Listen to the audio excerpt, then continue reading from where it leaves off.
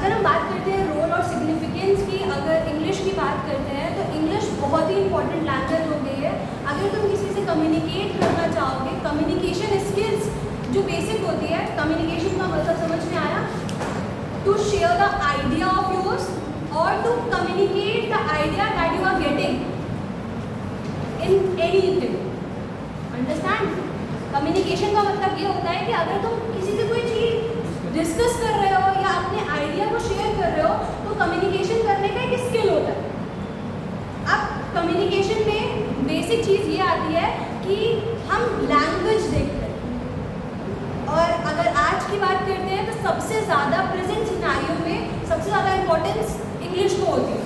अगर इंग्लिश की बात करते हैं और हम किसी ऐसे पर्सन से बात कर रहे हैं जो फॉरेन में रहते हैं तो वो हिंदी नहीं समझ पाते, they only understand the language English. तो वो इंग्लिश की इम्पोर्टेंस क्या होती है, तो अब हम आज पहले पढ़ेंगे कि रोल और सिग्निफिकेंस क्या होता है अगर हम इंग्लिश की बात करने लगते हैं।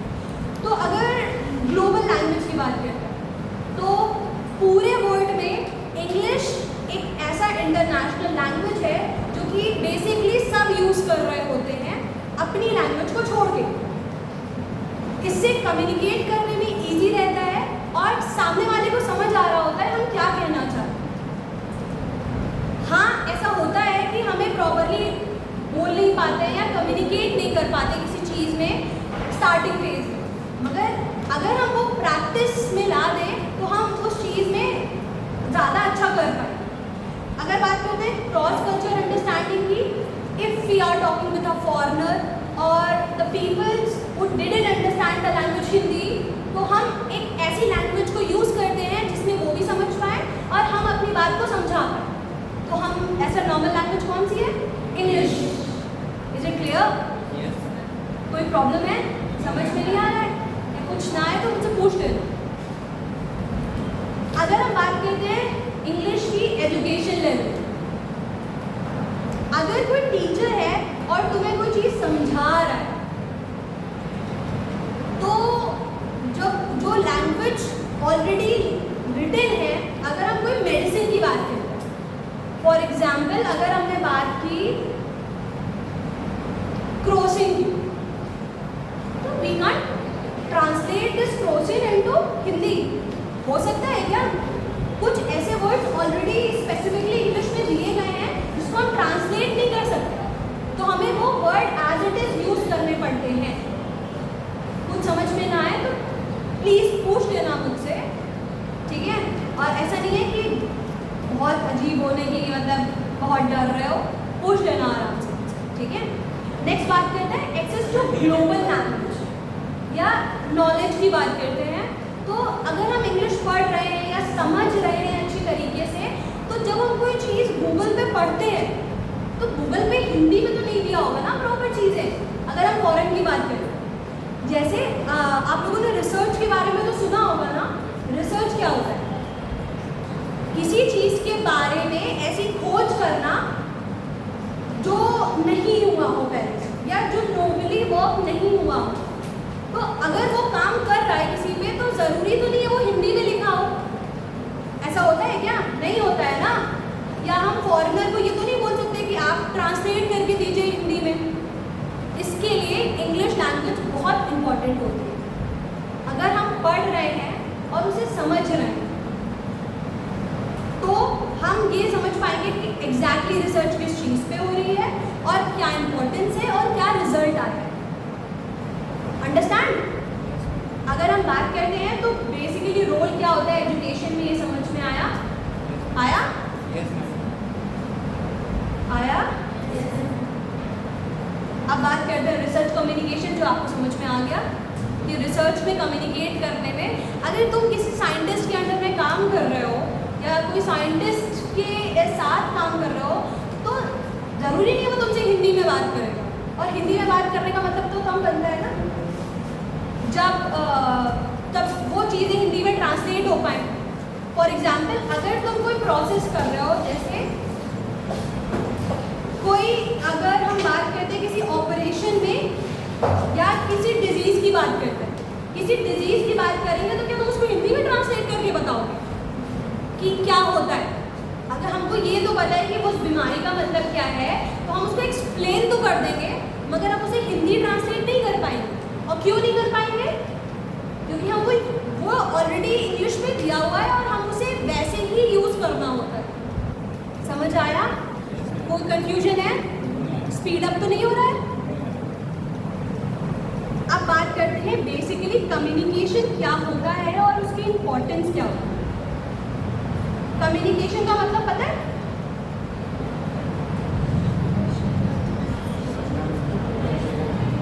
कम्युनिकेशन का मतलब अपने आइडिया को शेयर करना, फीलिंग को शेयर करना, या ऐसी चीज़ें बताना सामने वाले को जो शायद सामने वाले को समझ में नहीं आ रही हो।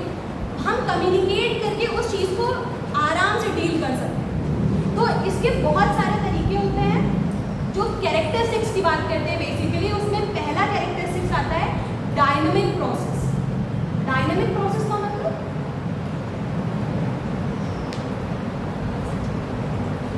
अगर हम कोई चीज़ तुम सामने वाले से कम्युनिकेट कर रहे हैं, फॉर एग्जांपल अगर मैं तुम्हें समझा रही हूँ कुछ चीज़ या कोई चीज़ एक्सप्लेन करने जा रही हूँ और तुम्हें वो चीज़ समझ में आ रही है और तुम मुझे बताओगे कि मुझे इस पॉइंट पे ये चीज़ें कन्फ्यूजन हो रही है, तो कम्युनिकेशन से इंटरेक्शन बढ़ रहा है।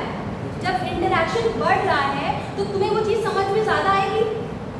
जब वो तुम फ्रीली बोलोगे कि हाँ ये चीज़ कन्फ्यूजन हो रही है और ये चीज़ क्लियर आउट हो जाएगी, तो तुम्हें वो कन्फ्यूजन क्लियर है, तो इससे क्या बढ़ेगा? हमारे बीच में इंटरेक्शन बढ़ेगा और तुम्हें चीज़ें ज़्यादा समझ में आएंगी, इंस्टेड ऑफ चुप रहना और ना समझ में आना तो छोड़ देना। आया समझ? कोई कन्फ्यूजन है? पक्का? तुम दोनों का भी ये मेन टॉपिक है। नेक्स्ट आता है गोल ओरिएंटेड। कम्युनिकेशन में गोल ओरिएंटेड कैसे बनता है? अगर तुम कम्युनिकेट कर रहे हो, if you are communicating with many of the peoples, उनकी चीज़ें अलग अलग हैं। किसी का आइडिया सेम नहीं होता है, किसी की थिंकिंग सेम नहीं होती है, और कोई चीज़ काम कर रहा है वो सेम नहीं होता है। ये चीज़ पता है ना? अगर सामने वाले से तुमने कम्युनिकेट किया तो तुम्हारा डेवलपमेंट हुआ।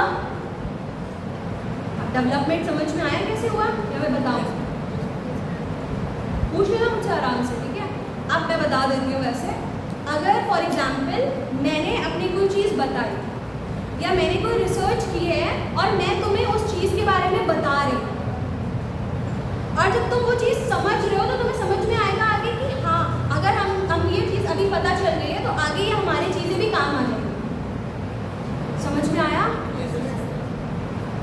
नेक्स्ट बात करते हैं कि अगर कम्युनिकेशन करेंगे तो उसकी इम्पोर्टेंस क्या होगी और कम्युनिकेशन करने में बेसिक चीज़ें कौन कौन सी हैं। इम्पोर्टेंस की बात करते हैं तो क्या इम्पोर्टेंस होगी? अगर इम्पोर्टेंस की बात करते हैं तो एक टीम बनी और टीम में डिस्कशन हुआ कि ये टॉपिक पे काम करना है। तो अगर जब तुम्हें वो टॉपिक पे काम करना है तो 4-5 आइडियाज हैं तुम्हारे पास, तो हो सकता है कि कोई आइडिया बहुत ज़्यादा अच्छा हो और कोई आइडिया कम अच्छा हो, मगर अगर हम सबको एक साथ इन्वॉल्व करके काम करेंगे तो हो सकता है बहुत ज़्यादा अच्छी चीज़ें हो जाए। समझ में आया? कोई कंफ्यूजन है? पक्का आ रहा है ना समझ में? कुछ ना है तो मुझसे पूछ लेना। नेक्स्ट बात करते हैं, अगर इंग्लिश में एम्प्लॉयमेंट की अपॉर्चुनिटीज़ कौन कौन सी? अगर तुम्हारी कम्युनिकेशन स्किल्स अच्छी हैं, तुम किसी से बात अच्छे से कर ले रहे हो, वे ऑफ टॉकिंग अच्छा है, वे ऑफ रिप्रेजेंटिंग अच्छा है, तो हम क्या करते हैं, वो चीज़ सामने वाले को अट्रैक्ट करती है या इम्प्रेसिव होती है वो चीज़, कि जब हम अपनी बॉडी लैंग्वेज के साथ साथ हम वे ऑफ टॉकिंग अच्छा होता है। वे ऑफ टॉकिंग का मतलब समझ में आया? कि बात करने का तरीका, अगर तुम पोलाइटली बोल रहे हो, सॉफ्टली बोल रहे हो और इंग्लिश बेसिकली यूज़ कर रहे हो, तो इससे क्या होता है कि सामने वाले पे इम्प्रेसिव वो चीज़ जाती है कि हाँ, ये शायद हो सकता है कि इसे ज़्यादा नॉलेज हो इंस्टेड ऑफ अदर पीपल। समझ में आया? अपॉर्चुनिटीज़ का मतलब समझ में आया कि अपॉर्चुनिटीज़ कैसे, जैसे इंफॉर्मेशन टेक्नोलॉजी में है, हेल्थ केयर में है, एजुकेशन में है, बैंकिंग में है, और ये कैसे है, ये समझ में आया? अगर हम बात करते हैं एजुकेशन की, तो कोई टीचर तुम्हें जब पढ़ा रहा है, तो अगर मुझे वो चीज़ नहीं आती होगी तो क्या तुम्हें वो चीज़ समझ में आएगी? नहीं आएगी। इंग्लिश अगर मैं तुम्हें प्रॉपरली इंग्लिश में पढ़ा रही हूँ तो भी वो समझ में आएगी। क्यों? क्योंकि तुम्हें भी उस चीज़ के यूज टू नहीं हुए, या उतनी ज़्यादा प्रॉपरली तुम चीज़ों पे फोकस नहीं करो। तो जब अगर वो चीज़ पे हम डेवलपमेंट शुरू करेंगे तो हम उस चीज़ पे ज़्यादा फोकस कर पाएंगे और ज़्यादा अच्छा परफॉर्मेंस कर पाएंगे। समझ में आया? कोई कंफ्यूजन है? तो हमने क्या सीखा? पहली चीज़, कम्युनिकेशन में मेन चीज़ें क्या आती है? आइडिया शेयर करना और हाँ, वे ऑफ टॉकिंग अच्छा होना चाहिए, और तुम लोग भी बोल सकते हो हाँ, वे ऑफ रिप्रेजेंटेशन अच्छा होता है, और हाँ, पोलाइटली बोलना चाहिए। और बेसिकली अगर तुम इंग्लिश यूज़ करोगे तो ज़्यादा इंप्रेसिव जाएगा और पता चलेगा कि हाँ समझ में आ रहा है। ठीक, नेक्स्ट है जर्नलिज्म मेन है इस चीज़ में। ये समझ में आया? जर्नलिज्म क्या होता है ये पता है ना? रिपोर्टर्स जितने भी होते हैं वो सब जर्नलिज्म में आते हैं, या न्यूज़पेपर्स में आया। फॉर एग्जाम्पल किसी का इंटरव्यू लेना है and you are speaking in other language, तो हो सकता है सबको समझ में ना आ रहा हो वो चीज़। अगर हम इंग्लिश में बोल रहे हैं तो वो चीज़ सबको क्लियर हो रही है और वो आसानी से समझने वाली है। Is it clear? नेक्स्ट आता है, अगर हम साइंस और टेक्नोलॉजी की बात करते हैं, कुछ ऐसे टर्म्स होते हैं जो कि स्पेसिफिकली उसी वर्ड में यूज़ किए जाते हैं और हम उसको हिंदी में ट्रांसलेट नहीं कर सकते। ये फर्स्ट पॉइंट मैंने बताया, ठीक है? जैसे कोई एग्जाम्पल है, मेडिसिन की बात करते हैं, या कोई डिजीज़ की बात करते हैं, या कोई सेल्स की बात करते हैं, तो बेसिकली हम उसको चेंज तो नहीं कर सकते कि हम उसको हिंदी में ट्रांसलेट करके अलग चीज़ बना दें। नहीं हो सकता ना? समझ में आया? नेक्स्ट है artificial intelligence and digital communication. Artificial intelligence का डेवलपमेंट पता है? अगर हम बात करते हैं आर्टिफिशियल इंटेलिजेंस AI, तो वो अगर हमारी हिंदी लैंग्वेज समझ रहा है तो किसी ना किसी ने तो उस पर काम किया है ना कि वो हिंदी समझ पाए। पहले तो वो कौन सी लैंग्वेज समझता था? सिर्फ इंग्लिश समझता था, या फॉरेनर लैंग्वेजेस समझता था, हिंदी नहीं समझता था। तो वो क्यों नहीं समझता था? क्योंकि वो ऐसा ऐप बनाना चाहते थे, they really want to make the app जो सबके समझ में आए और सब इजीली आके गो थ्रू हो पाए। समझ में आया? Is it clear? रिस्पॉन्स दिया करो ताकि मुझे भी पता चल पाए कि समझ में आ रहा है या नहीं। अब बात करते हैं इंग्लिश से पर्सनल डेवलपमेंट कैसे होता है। अगर हम इंग्लिश स्पीकिंग अच्छा है, या हम बहुत अच्छी तरीके से अपने आप को रिप्रेजेंट कर पा रहे हैं, इंग्लिश बोल पा रहे हैं, तो हमारा पर्सनल डेवलपमेंट के साथ साथ जो हम सामने वाले को रिप्रेजेंट कर रहे हैं वो भी ज़्यादा इम्प्रेसिव होगा और सामने वाले पे अच्छा इम्पैक्ट पड़ेगा। अच्छा इम्पैक्ट समझ में आया? अगर तुम कोई इंटरव्यू देने जा रहे हो और तुम फ्लुएंट इंग्लिश का यूज़ कर रहे हो, फ्लुएंट इंग्लिश का मतलब समझ में आया? ठीक है, बेसिकली तुम एक नॉर्मल ऐसी इंग्लिश बोल रहे हो जिसमें तुम बीच बीच में रुक के ना बोल रहे हो, एक फ्लो में बोल रहे हो। और जब फ्लो में बोलोगे तो वो ज़्यादा इम्प्रेसिव होगा, और जो इंटरव्यू होगा जो मेन था उससे हटके तुम्हारे बेसिकली एक्ट पे काम करेगा, और जो जैसे तुम बोल रहे हो, जैसे तुम रिप्रेजेंट कर रहे हो, उस पर ज़्यादा इम्प्रेसिव होगा। समझ आया? नेक्स्ट है क्रिटिकल थिंकिंग। अगर बहुत सारे पीपल अलग अलग पर्सपेक्टिव के होते हैं और वो आर्ग्यूमेंट करते हैं, तब आप कोई फॉरेन से पीपल आया और तुम्हें समझा रहा है खुद का कल्चर या खुद की चीज़ों के बारे में एक्सप्लेन कर रहा है, और तुम समझ नहीं पा रहे हो कि उसे क्या कहना है या उसे क्या समझाना है, तो क्या समझ में आएगा तुम्हें? जब समझ में नहीं आएगा तो क्या तुम उसको रिस्पॉन्स कर पाओगे? तो इसके लिए बेसिक लैंग्वेज कौन सी होती है? इंग्लिश, जो बहुत इम्पॉर्टेंट है और तुम्हें समझने में काम करता है कि तुम्हें कैसे बात करनी है और कैसे उनसे कांटेक्ट में आना है। समझ आया? कोई कंफ्यूजन है? अब नेक्स्ट बात करते हैं हम कि अगर कम्युनिकेशन की बात कर रहे हैं हम, तो बेसिक एलिमेंट्स कौन कौन से यूज़ होते हैं जो कम्युनिकेशन में काम कर रहे होते हैं। तो पहला होता है सेंडर। सेंडर का मतलब समझ आया? जो इन्फॉर्मेशन दे रहा है, जो कि सोर्स है इंफॉर्मेशन का। अब वो सेंडर जो है वो किसी और तक पहुंचाएगा अपनी बात, तो उसको क्या बोलेंगे? रिसीवर। रिसीवर अपनी बात को तुम तक पहुंचाया और तुमने उस चीज को एक्सेप्ट किया, वो रिसीवर हुआ। फिर तुम क्या करोगे? उसको समझोगे। That is called decoding. उसको क्या बोलते हैं? डिकोडिंग। डिकोडिंग का मतलब है तुम्हें उस बात को समझना और उस चीज को रिस्पॉन्स कैसे करना है, उस चीज की बात करना। वो कहलाता है, ये बेसिक कैरेक्टर्स होते हैं और मेन चीजें होती है कैसे फ्लो में काम करता है कम्युनिकेशन। समझ आया? अब डिकोडिंग नॉइज ये समझ में आ गया है, ये कहलाते हैं लेवल्स। तो आप लोग डेफिनेशन लिख लो पहले, उसके बाद हम शुरू करते हैं।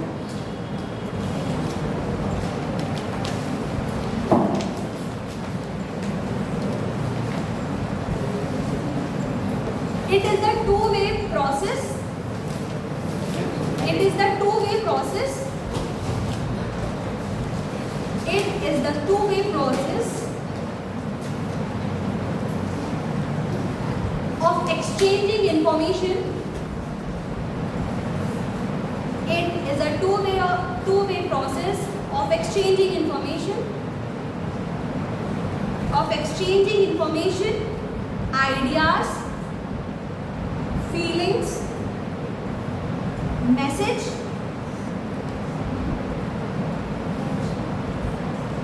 and understanding between a sender and a receiver.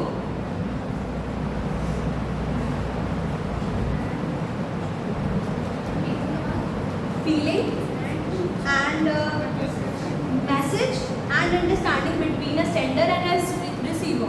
इसका मतलब ये हुआ कि जो कम्युनिकेशन है ये टू वे प्रोसीजर है, जिसमें एक्सचेंज होता है अपनी फीलिंग्स का, आइडियाज का, मैसेज का और समझना सेंडर और रिसीवर के बीच का मैसेज। कितना क्लियर हुआ? कोई डाउट है? कोई है डाउट? नेक्स्ट, की कैरेक्टरिस्टिक्स। की characteristics, two way activity.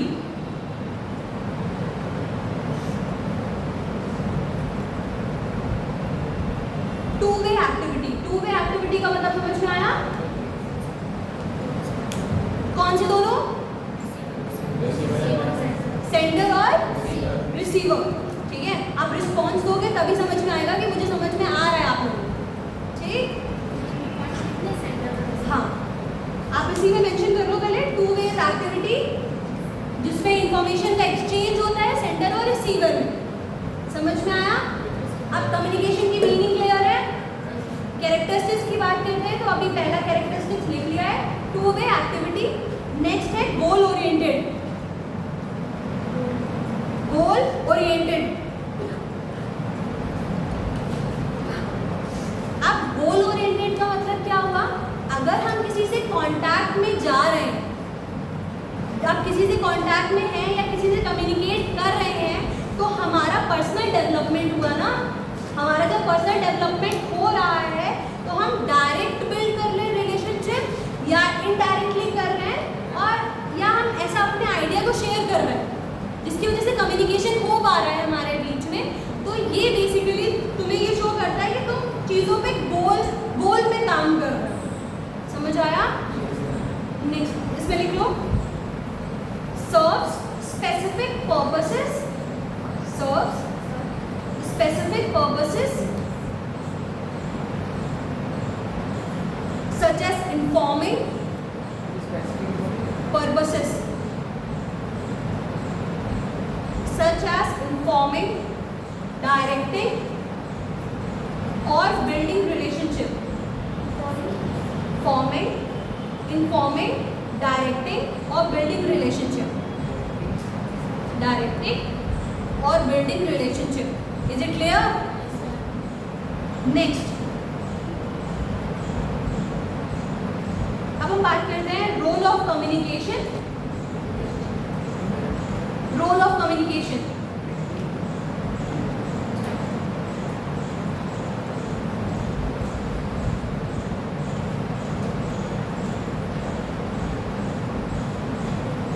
Next आता है इसमें रोल ऑफ कम्युनिकेशन में smooth coordination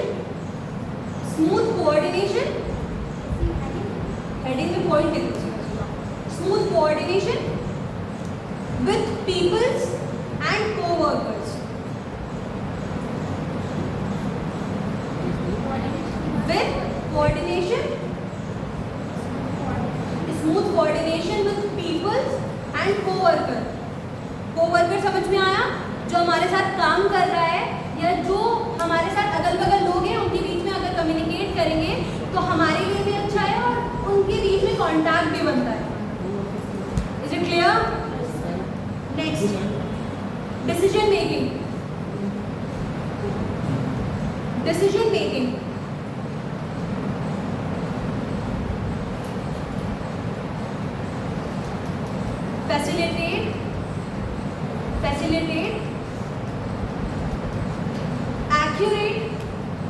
facilitate accurate transmission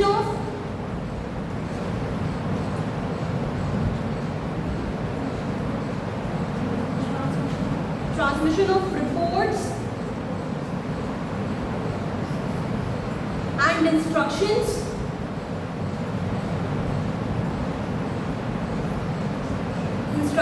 of informations among the people.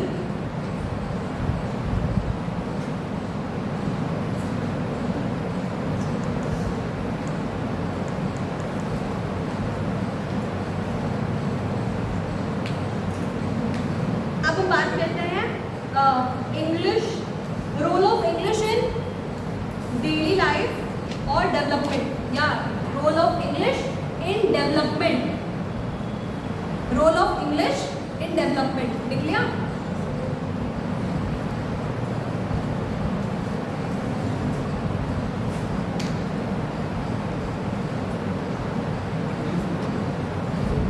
Professional communication. कितना है? Professional communication.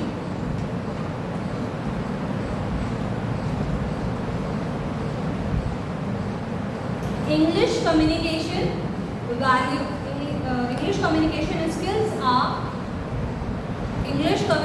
skills are highly valued. English communication skills are highly valued.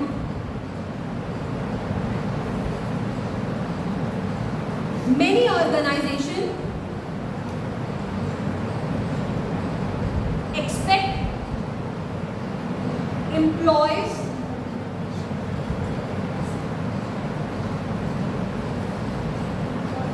to communicate effectively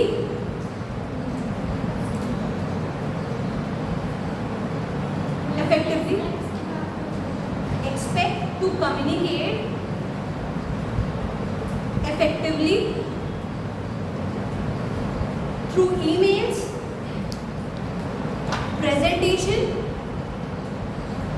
meetings,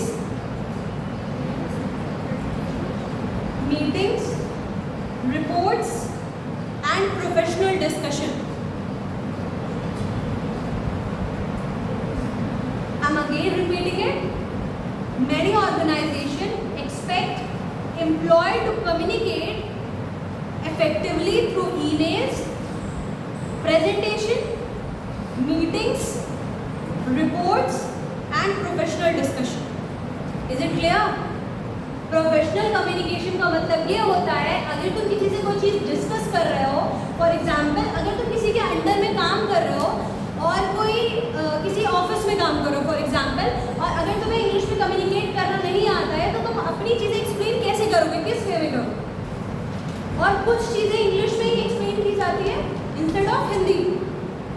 कोई meeting है या meeting में कोई अपने idea को represent करना है तो वो हिंदी में एक्सप्लेन करोगे. Is it impressive? तो हम उस चीज़ को रिप्रेजेंट करते हैं इंग्लिश में, प्रेजेंटेशंस बनाते हैं इंग्लिश में, ईमेल्स बनाते हैं इंग्लिश में और अपने मैसेज को ट्रांसफर भी इंग्लिश में करते हैं ताकि वो इम्प्रेसिव भी बने और सामने वाले को लगे कि हाँ we are valued everywhere because of English fluently speaking. समझ आया? कोई कंफ्यूजन है? कहीं पे भी कोई कंफ्यूजन है तो पूछ लेना मुझसे, ठीक है? नेक्स्ट है करियर डेवलपमेंट।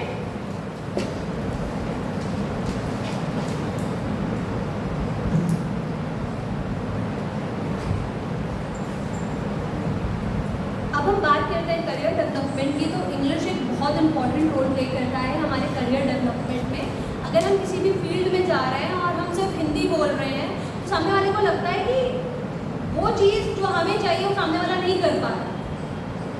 एक इम्प्रेसिव के साथ साथ ये चीज़ें भी होती है कि सामने वाले को ये बताना है कि we are so much good in everything, कि अगर हम सामने वाले को कोई काम दे रहे हैं तो वो परफेक्टली करेगा भी और उस चीज़ को सामने वाले को एक्सप्लेन भी परफेक्टली कर रहा है। जैसे अगर कोई चीज़ जैसे प्रेजेंटेशन होती है, प्रेजेंटेशन में अगर कोई टॉपिक कोई किसी को दिया जाता है और तुम रिप्रेजेंट उस चीज़ को और you are talking in totally Hindi, तो वो इम्प्रेसिव के साथ साथ ये लगता है कि उसको शायद इंग्लिश बोली नहीं आती है या शायद वो इंग्लिश में बोलेगा तो शायद उतना ज़्यादा इम्प्रेसिव नहीं होगा, तो वो वहीं से ही कट होने लगते हैं। समझ में आया?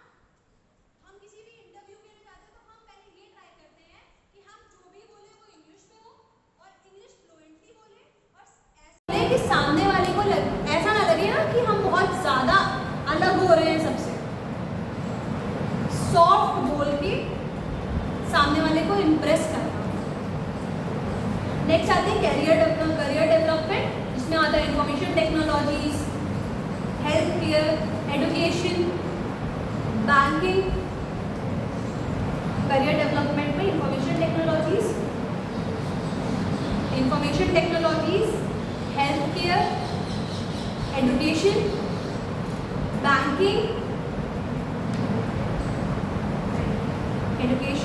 Banking, journalism, management, research and international business.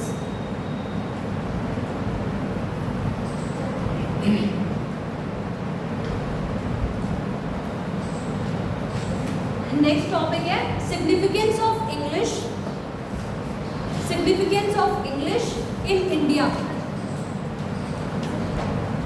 जहाँ पे पॉइंट समझ में ना आए तो पूछ लेना, ठीक है? रिसर्च, उसके बाद management, international business. Significance of English in India. Link language, first point है लिंक लैंग्वेज। लिंक लैंग्वेज का मतलब समझ में आया? एक दूसरे से कनेक्ट करना। लिंक लैंग्वेज लिखा, लिंक लैंग्वेज हेडिंग डाली आप लोगों ने, उसमें फर्स्ट पॉइंट लिखिए India is a multilingual country. India is a multilingual country with hundreds of languages and with hundreds of languages. Full stop. English serves as important link language between people. English serves as important link language between people belonging to different linguistic communities. Linguistic communities का मतलब different languages बोलने वाले, हाँ वो communities। समझ आया? Clear? इतना clear हो गया आप सबको? कोई कंफ्यूजन है? पक्का? अब मैं पूछूं? चलो हम आगे बढ़ते हैं, फिर पूछते हैं। अब बात करते हैं English and personal development. Next heading है English and personal development. and personal development.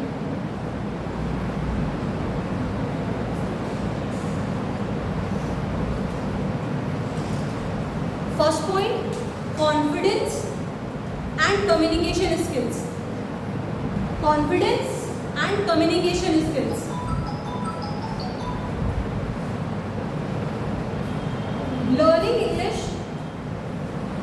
Learning English can improve a personal ability.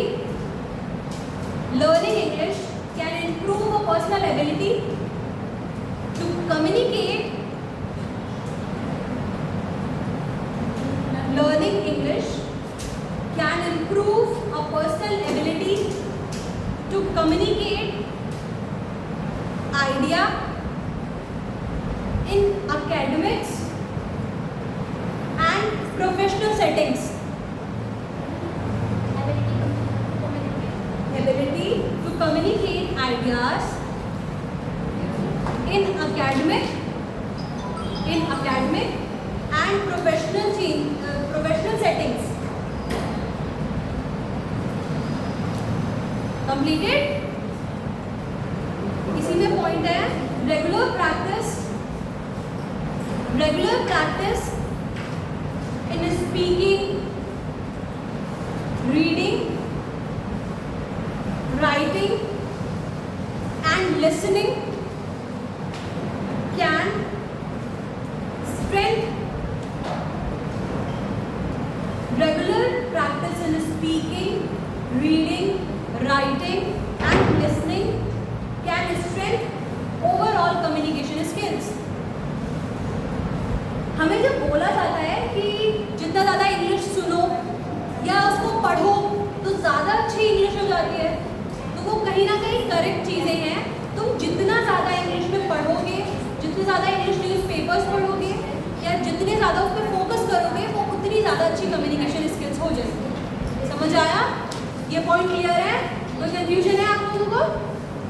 Next point, critical thinking.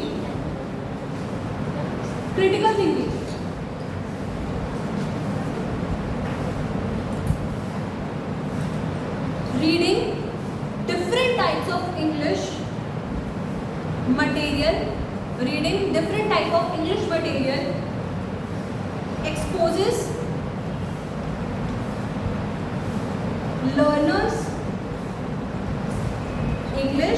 Reading different types of English material exposes learner to diverse का मतलब समझ में आया? Diverse का मतलब एक चीज से हटके वास्ट चीजों पे भेजता है. अगर तुम एक चीज को पढ़ रहे हो और तुम में उसी से रिलेटेड ना होके अलग अलग चीजें पढ़ोगे, तो हो सकता है ना कि तुम्हारी कम्युनिकेशन स्किल्स और ज़्यादा अच्छी हो, तुम इंग्लिश पढ़ पाओगे प्रॉपर. और ऐसा नहीं होता है कि इंग्लिश तुम पढ़ ही नहीं पाओ. If you are reading 1 or 2 pages daily and working on it day to day life.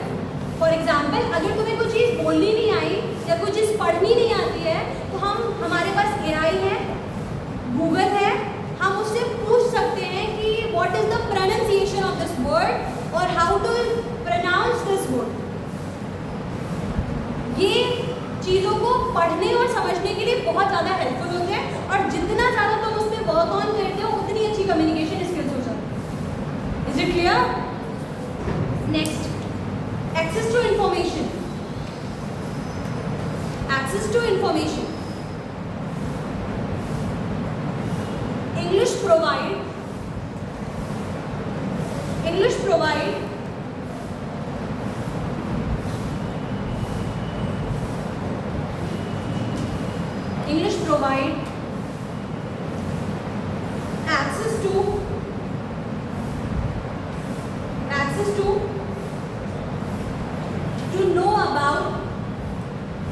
English provide access to know about a lot of informations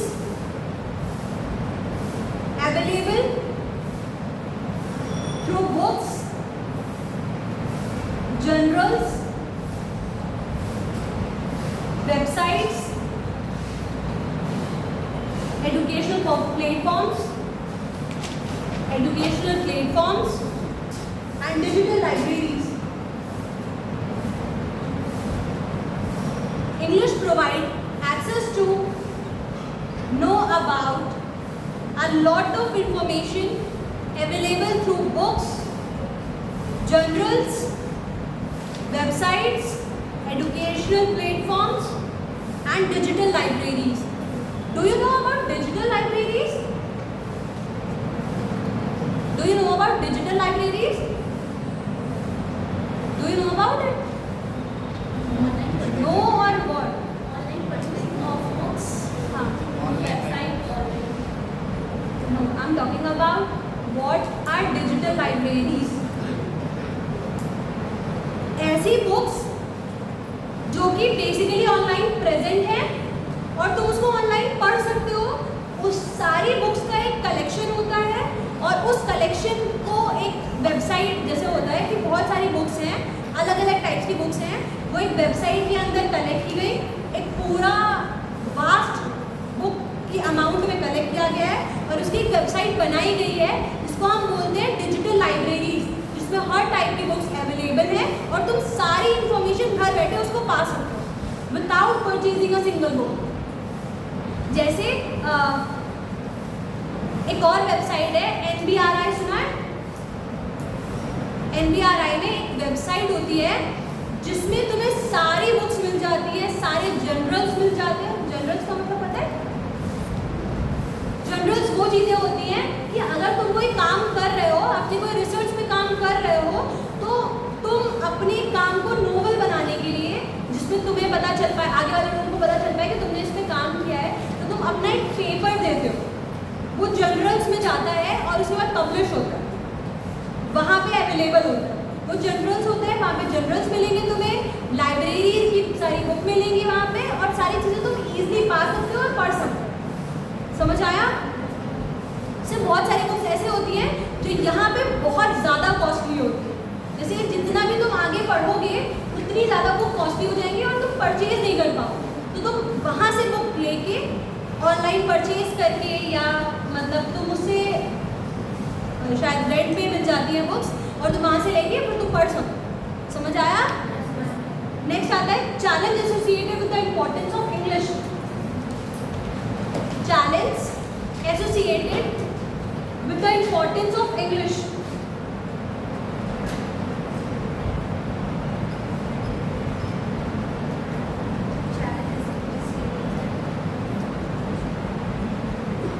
Challenge associated with the importance of English. Language inequality. Language inequality.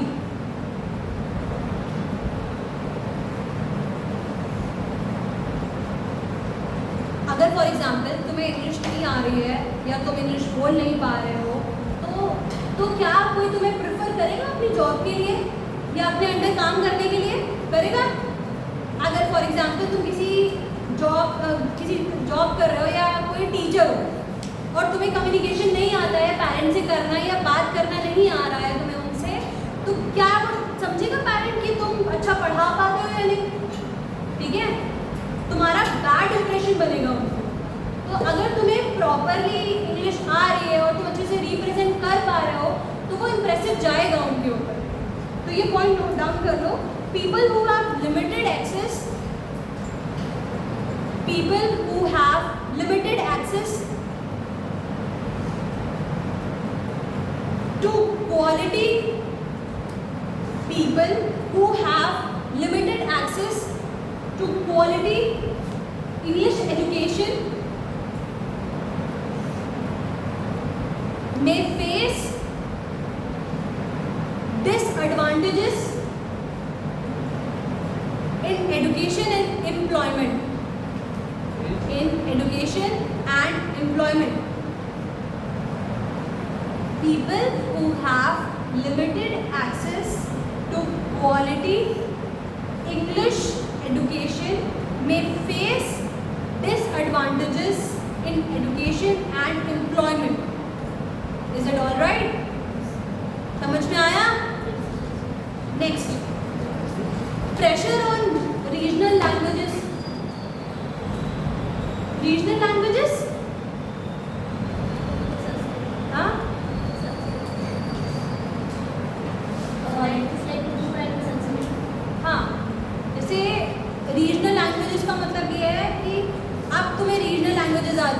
Example अगर तुम बात नहीं कर पा रहे हो किसी से, अपनी हिंदी में बात कर रहे हो, इंग्लिश में बात नहीं कर पा रहे हो और सामने वाला कर पा रहा है, तो तुम्हारी बात तो वो नहीं सुन पा रहा है ना।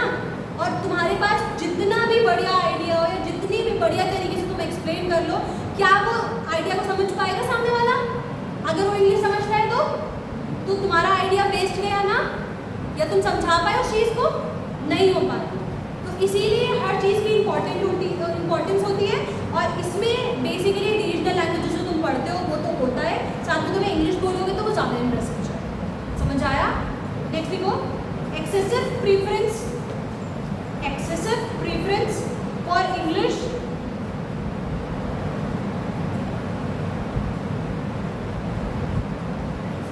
सिर्फ इंग्लिश को इम्पोर्टेंस देना ही सब कुछ नहीं होता है। मतलब थोड़ा बहुत नॉलेज तो होनी चाहिए सारी चीज़ें।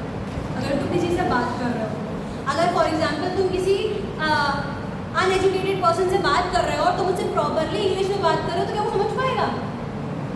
वो तो तुम्हें समझेगा कि इसको कुछ नहीं आता। और जब तुम उसको उसकी लैंग्वेज में बात करो तो समझेगा कि हाँ तुम्हें कुछ आता है और तुम अच्छे से डील कर पाओ। तो हर लैंग्वेज की इम्पोर्टेंस अलग अलग होती है। कुछ ज़्यादा इम्प्रेसिव होते हैं और कुछ जगह पे जो हम बोल रहे होते हैं वो लैंग्वेज ज़्यादा है। समझ आया? Excessive preference for English can sometimes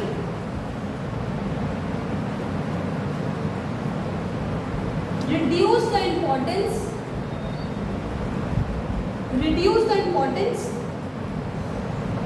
given to regional languages and local literatures.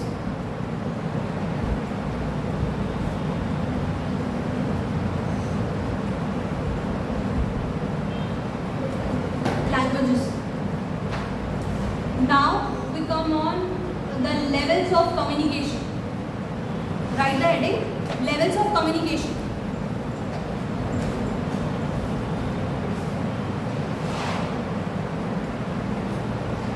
Intrapersonal communication. Intrapersonal communication का मतलब होता है तुम्हें खुद से डेवलपमेंट करना।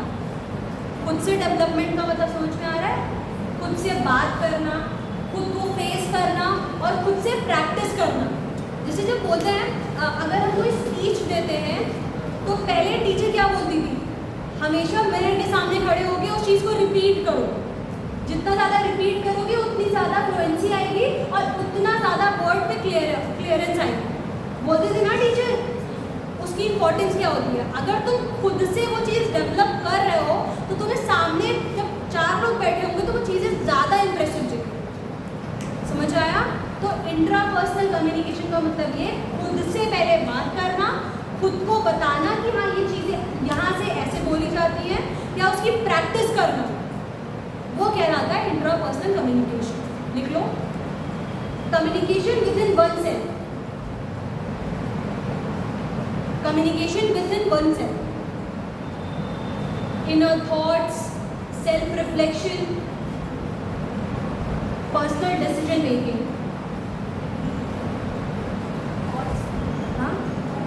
Thoughts,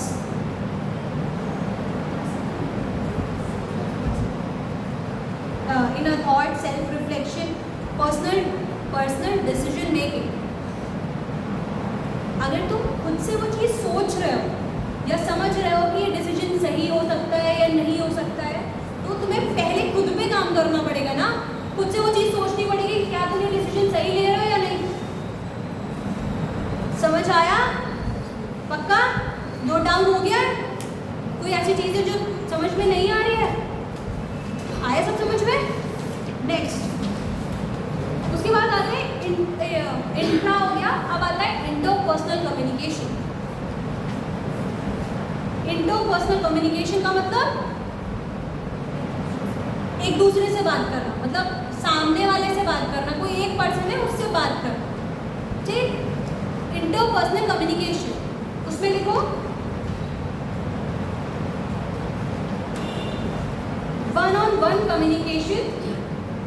one-on-one communication between two peoples. One-on-one communication between two peoples.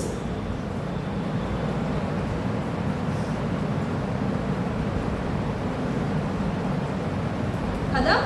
लिख लिया? वन ऑन वन समझ में आया? अब तुमसे कोई पूछेगा कि डिफरेंस क्या होता है, तो ये पता है ना, इंट्रापर्सनल और इंटरपर्सनल कम्युनिकेशन के बीच में डिफरेंस पता है? अब इसके बाद आते हैं, अब जब ये दोनों हो गया तो उसके बाद हम किस पे आएंगे?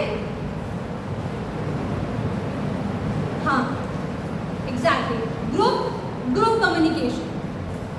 ग्रुप कम्युनिकेशन का मतलब एक टीम बनी हुई है 3-4 लोगों की और वो अपने आइडिया को रीशेयर कर रहे हैं, तो वो कहलाता है ग्रुप कम्युनिकेशन। नोटेड?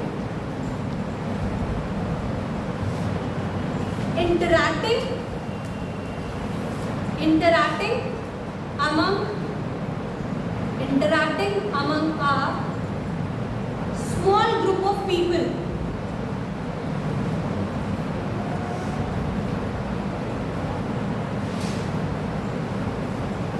ठीक है, इसके बाद क्या आएगा?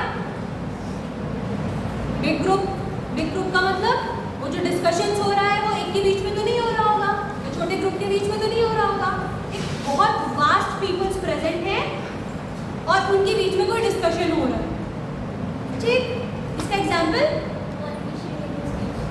एग्जैक्टली, जब लोकसभा में देखा है ना कि बहुत सारे अपने आइडियाज को रीशेयर कर रहे होते हैं, देखा है ना? नेक्स्ट, अब हम बात करते हैं कि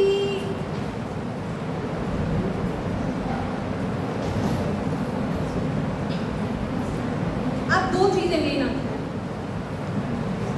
वर्बल कम्युनिकेशन और non verbal communication. Verbal communication का मतलब, वर्बल कम्युनिकेशन का मतलब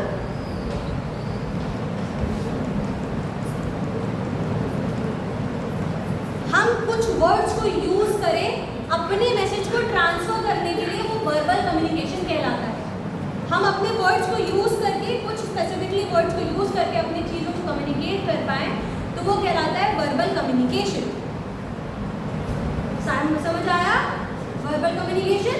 अगर वर्बल कम्युनिकेशन की बात करेंगे तो हम चाहे वो लिख के समझा रहे हो या बोल के समझा रहे हो या किसी स्पेसिफिक चीज को, जैसे फॉर एग्जांपल अगर हम मेडिकल की बात करते हैं, हम डॉक्टर के पास जाते हैं तो अपना फैमिली डिस्कशन करते हैं क्या family discussions?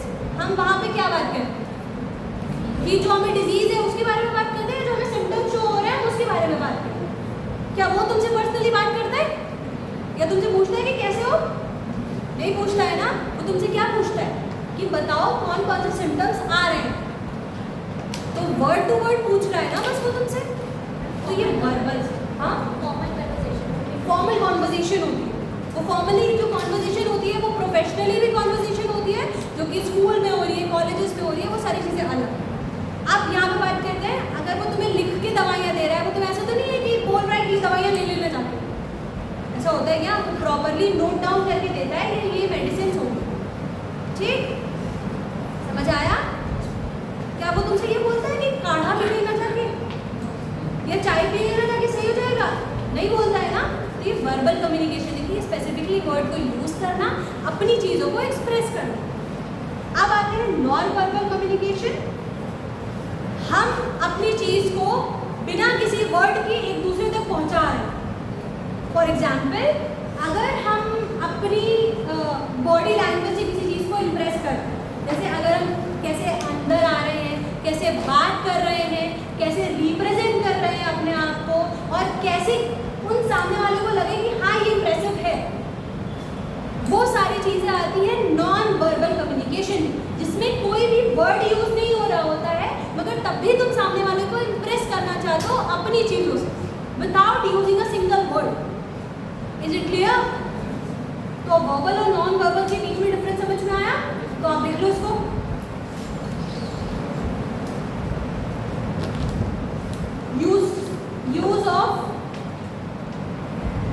use of spoken or written words,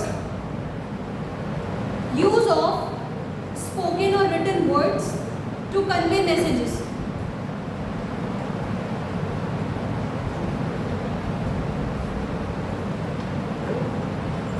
अगर हम वर्बल कम्युनिकेशन कर रहे हैं तो उसकी कुछ इंपॉर्टेंस भी तो होती होगी ना। अगर फॉर एग्जाम्पल मैं तुम्हें पढ़ा रही हूँ तो मैं वर्बल कम्युनिकेशन कर रही हूँ ना तुमसे, तो उसकी इंपॉर्टेंस क्या होती है? सामने वाले को समझ आ रहा होता है और सेम लैंग्वेज हो रही होती है। नेक्स्ट, हमारे बीच में अंडरस्टैंडिंग बढ़ रही है ना, कि अगर मैं तुम्हें कुछ समझा रही हूँ और तुम मुझसे रिटर्न में कुछ चीज़ पूछ रहे हो, तो हमारे बीच में कॉन्वर्सेशन हो रही है। तो इससे क्या हो रहा है कि इंफॉर्मेशन शेयर हो रही है और साथ साथ में क्विक रिस्पॉन्स आ रहा है। आप ऐसे अगर तुम किसी को समझा नहीं रहे हो, कुछ बोल नहीं रहे हो, तो क्या उसको समझ आ पाएगा कि तुमने कितना काम किया है या तुम कितना ज़्यादा अलग हो पढ़ाई में? समझ आएगा? ये इंपॉर्टेंस होती है verbal communication. Non verbal communication में मेंशन करो आप, exchange of information,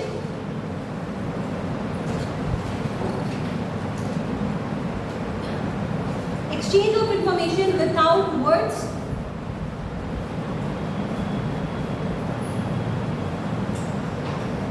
it basically depends on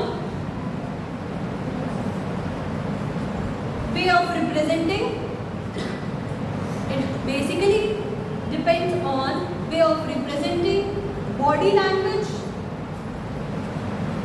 and visual cues, way of representing cues।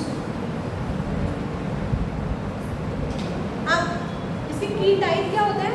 अगर लैंग्वेजेस की बात करते हैं तो लैंग्वेजेस में क्या है? Body language. आप तुम लोगों ने कहीं IAS का इंटरव्यू देखी है क्या? उसमें वो सीधा ही घुस जाता है अंदर? नहीं होता है ना, एक प्रॉपरली तरीके बताए गए हैं या कुछ इंस्ट्रक्शंस होते हैं, उसको फॉलो करके ही हम अपने आप को चीज़ें बता सकते हैं। अगर हम किसी से बात कर रहे हैं, फॉर एग्जाम्पल वो हमसे बहुत बड़ा है, पोस्ट पे भी और एज में भी, and we are treating him और हर लाइक अ फ्रेंड, तो वो सही है? वो तरीका बताता है कि हम उस चीज़ के लायक नहीं हैं। वो वहाँ पे चीज़ें गलत जाती हैं और तुम्हारा जो इम्प्रेशन बनना चाहिए वो भी नहीं जाता। इतना क्लियर है? तो तुम्हें समझ में आया बॉडी लैंग्वेज की इंपॉर्टेंस? आगे से बता।